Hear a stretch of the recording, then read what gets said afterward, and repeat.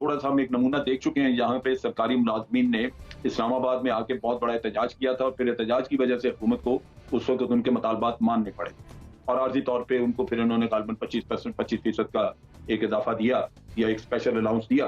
तो जब वो एक कदम उठा बैठे हैं उस वक्त और एक ग्रुप के लिए या एक तबके के लिए ये काम किया है, तो मेरा ख्याल है सबके लिए करना होगा और बिला फिर ये हुकूमत उसके लिए जो भी है वसाइल पैदा करेगी, क्योंकि उसके बगैर गुजारा नहीं। और अगर ये नहीं करेंगे तो ये मेरा ख्याल है कि उसी तरह का यहाँ पे फिर मुजाहरा और उसी तरह की आप देखेंगे एजिटेशन शुरू हो जाएगी जो हुकूमत के लिए मसाइल पैदा करेगी। तो इसके बाद पेंशन वाली बात आप कर रहे हैं, कर करके मर गए, पिट गए, सर फट गए कम वक्तों के, इजाफा नहीं किया तनख्वाहों में, पेंशन में इजाफा नहीं किया। हाँ में है, क्योंकि ये इशू जितना आगे बढ़ चुका है इस पे मुजाहरे भी हुए, लाइफ पैरालाइज की गई और जितनी शदीद तरीके से मुजाहरे किए गए थे और मुतालबात किए गए थे, आपको याद होगा चंद माह पहले, तो उस पर हुकूमत ने एक वादा भी किया था, एक तरह का नोटिफिकेशन भी निकाला था और ये कहा था कि जी हम सूबाई हुकूमतों को कहेंगे कि वो अपने वसाइल से निकाले। कोई गोल मोल किस्म का नोटिफिकेशन था, लेकिन उस पर पूरी तरह से अमल दरामद नहीं हुआ था। जानते हैं कि पेंशन का लोड बहुत ज्यादा है, बर्डन बहुत ज्यादा है। अच्छा, उसको कम करने के लिए और तनख्वाहों को रैशनलाइज करने के लिए हुकूमत क्या करती है, हर थोड़े दिन बाद एक कमेटी बना देती है। अभी भी जो लेटेस्ट हो रहा है वो ये हो रहा है कि इन्होंने बाहर की एक फर्म हायर करने जा रहे हैं और उस फर्म से कहा है कि जी आप हम सैलरी स्ट्रक्चर को उसका मुताला करें और उस पर हमें रिपोर्ट बना के दें, तो रिपोर्टें बनती रहती है। ये तरीका ठीक कि मुझे मेरा खुद इस वक्त जो सर है वो शर्म से झुक गया कि इमरान खान वहां पे जाता है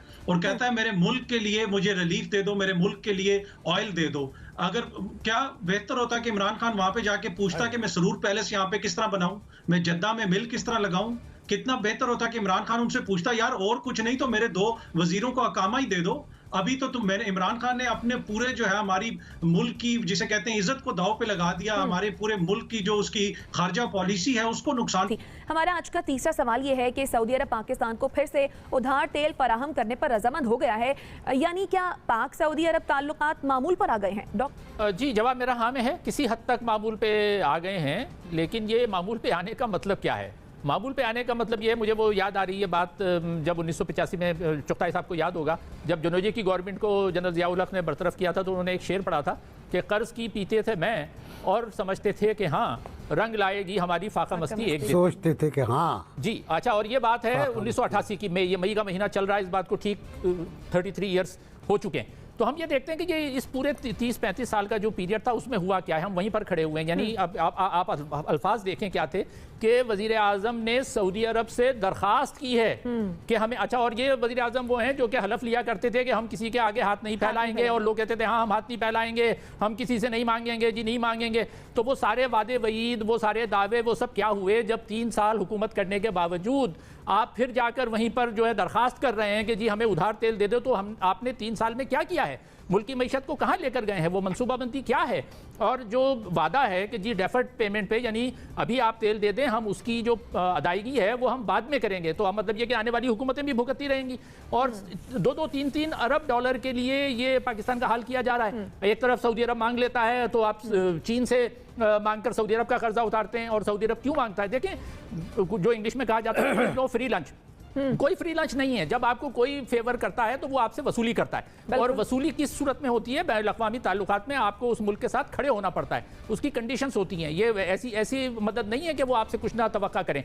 और वो नाराज़ी जो हो गई थी बीच में तवक्कात मामूल पे आने से पहले, जो मामूल में फ़र्क जो आ गया था वो इसलिए आ गया था कि पाकिस्तान ये समझने लगा था, और शाह महमूद कुरैशी ने बयान भी दे दिए थे कि जी हम जो है वो कश्मीर के मसले पे सऊदी अरब को साथ देना पड़ेगा। और हम जो है फिर वो मिल गए थे एर्दोवान और महातीर मोहम्मद के साथ, वो एक नया OIC के अंदर बनाए, जिस पे सऊदी अरब ने पसंद नहीं किया, तो आपको जो है वो पीछे हटना पड़ा। इसका मतलब ये है कि आप अपनी जो खुद मुख्तारी है, आपकी खारजा पॉलिसी की जो आज़ादी है, आप उसको दाव पे लगा रहे हैं। तो इस तरह से ये वाज़े हो गया है कि मामूल तो ताल्लुकात आ रहे हैं, लेकिन उस मामूल का मतलब ये है कि हम अपनी जो सावरेंटी है उसको एक मरतबा फिर गिरवी रखने पर तैयार हो गए हैं। और साबित हो गया है कि खान साहब के जो दावे थे वो खाली खुली दावे थे, उसमें कोई दम नहीं था। ये कह सकते हैं बिल्कुल महफूज तौर पर कि हम सऊदी अरब से अपने नए ताल्लुकात कायम कर रहे हैं, और उन नए ताल्लुकात की जो पहुँच है, रास्ता है, वो इक़्तिसादी रास्ता है, वो कर्ज़ों का रास्ता है। वो हमें कर्ज़ देगा, हमें अपने गारंटीज़ पर वो कर्ज़ फराहम करेगा, हम कर्ज़ लेंगे, कर्ज़ की मै पिएंगे और फिर 3 साल के बाद हम उसको अदा करेंगे, वापस करेंगे। मुमकिन है वो उससे पहले वापस मांगने पर गुस्से में आकर हुआ है हमारे साथ, ये वापस करो यार। तो हम चीन के पास गए, यहाँ के मांगते फिरे हम, वाकई बड़ा दुख होता है। प्राइम मिनिस्टर खुद कह चुके हैं मांगना बड़ा तकलीफ दे होता है, बेचारा मुझे तरस आता है उनके ऊपर कि पहले क्या कहते थे अब क्या कहते हैं, कि अब मांगना ही पाकिस्तान की मईशत की बुनियाद बन गया है। आपका फॉरेन एक्सचेंज रिजर्व, आपके तमाम असेट्स मांगे तांगे के हैं। और फिर आप डेफर करवा रहे हैं अपने कर्ज़ों को वर्ल्ड बैंक से, IMF से, इससे उससे। इसका मतलब है आने वाली हुकूमत इतनी जेरबार होगी कि वो तो बोल भी नहीं पाएगी, कुछ उफ भी नहीं कर पाएगी वो। अगर वो आप ही हुए तो आपको और मसला हो जाएगा। जैसे अतर ने कहा कि कोई मुकाबला ही नहीं है, मेरा ख्याल है कि बहुत तगड़ा मुकाबला होगा और बहुत मसाइल होंगे PTI को आगे आने में। लेकिन चले मैं मान लेता हूँ कोई मुकाबला नहीं, आप दोबारा आ गए तो आप अरबों बल्कि खरबों डॉलर के मकरूज होंगे। आप किस तरह अदा करेंगे? फिर कर्ज लेंगे आप, फिर आपके कोई और सड़क, कोई आपका एयरपोर्ट गिरवी रख दिया जाएगा, जो होता रहा है हमारे साथ। तो मुझे लगता है ये कि सऊदी अरब से आपके ताल्लुकात मामूल पर नहीं आए, नए ताल्लुकात कायम हो रहे हैं जिनकी बुनियाद इक़्तिसादियात पर है और आपकी गारंटीज़ के ऊपर है कि आप सही चलेंगे, सीधे चलेंगे, बिल्कुल अच्छे बच्चे बनेंगे आप।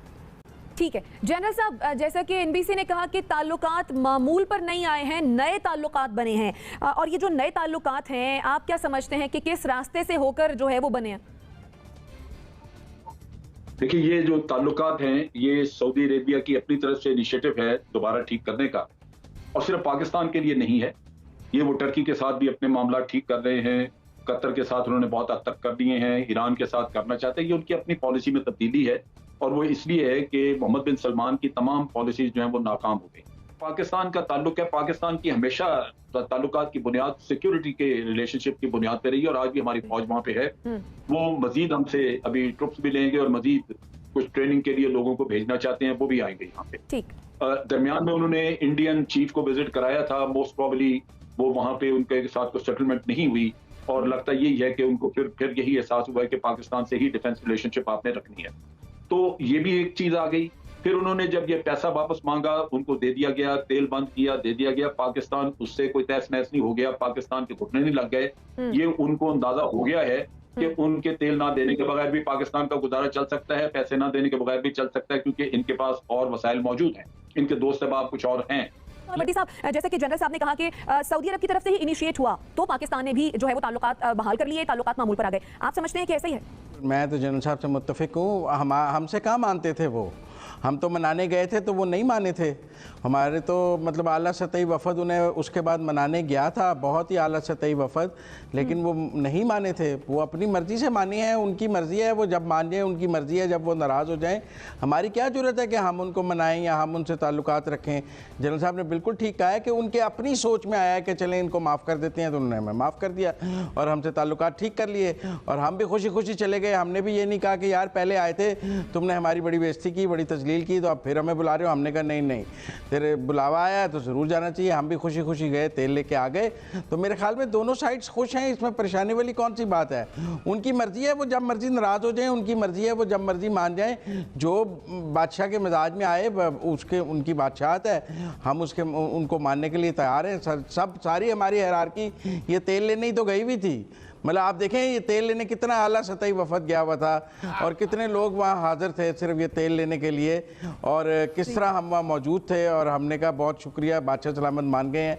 तो इसलिए मैं जनरल साहब से मुत्तफिक हूँ कि हमने नहीं उन्हें मनाया, उन्होंने खुद ही हमें कहा कि आ जाओ, तो हम चले गए हैं। तो यही हमारे उनके तलकात हैं कि जब वो नाराज़ हो जाएं वो नाराज़ हैं, जब वो मान जाएं वो मान जाएं।